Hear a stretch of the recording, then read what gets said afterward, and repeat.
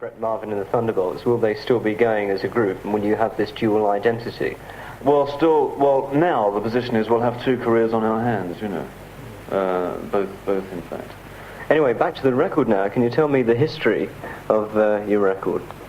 The history of the record, it was released last summer, in fact, and it was recorded last summer, and it didn't get anywhere.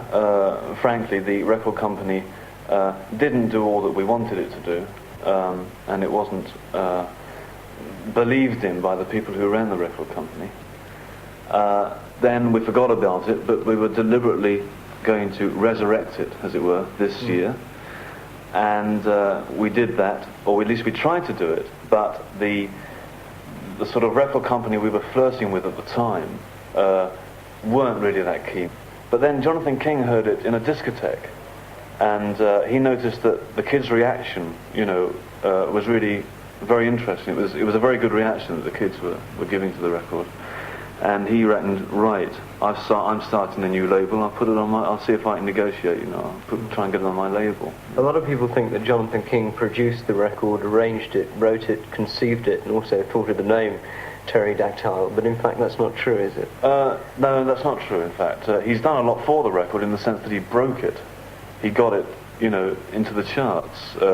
But, you know, there's two sides to every story. He did that, but he couldn't have done it unless there was a hit on his hands anyway. A lot of people would say that the sound of your record is very much like that of Mungo Jerry's In the Summertime. I think that the basic similarity of Seaside Shuffle and In the Summertime is that they're both 12-bar blueses, you know. Now, if you buy an LP of Robert Johnson, you're going to find that all 12 numbers are the same.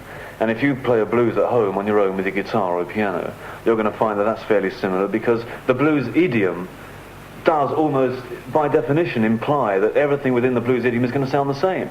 So in that sense, Seaside Shuffle and In the Summertime are certainly similar, but as far apart as any other two blues numbers. But, having said that, I would say that the lyrics could be said to be similar. Because they're about the summer. What plans have you got for Brett Marvin 1, and what plans have you got for Terry Dactyl? Well, I don't know, because it is a bit difficult to see what the future will bring. But if there's any very, very good managers who are very strong and have strong connections in America now listening, you can contact us. We haven't got a manager. The following number. Well, we haven't got a manager, but we're not sure if we want to sign with one either. Do you think then that discotheques as such can break records easier than a radio station? Well, what really breaks a record are the kids, you know, and kids go to discotheques. So discotheques can play a very important role in that sense. Even though a record can be played on Jimmy Young, is it? And yeah. Alan Blackman? No, Alan Freeman. Yeah. Well, you know, Blackhill, whatever his name is. Blackburn. Even if a record is played on Radio 1, you know, it still doesn't matter. If the kids don't like it, they won't go and buy it, you know. But what's more important really is a complete overhaul in the radio system in this country for pop, because you need more stuff like Seen and Heard and Sound of the 70s. Finally, do you have a follow-up plan? Oh, sure. It might be forgotten within 3 months. It doesn't matter. It's as long as you enjoy life. Well, John Lewis, Terry Dactyl, and John G. Lewis. John G. Lewis, thank you very much indeed. It's a warm day, the sun is shining. Someone say, go to Brighton, so we all get off on our friend's car. Hold on tight, 'cause we're doing 90 miles per hour. We left London, where it's hot. We're heading for our favorite spot, down on the coast, way past the town of Crawley,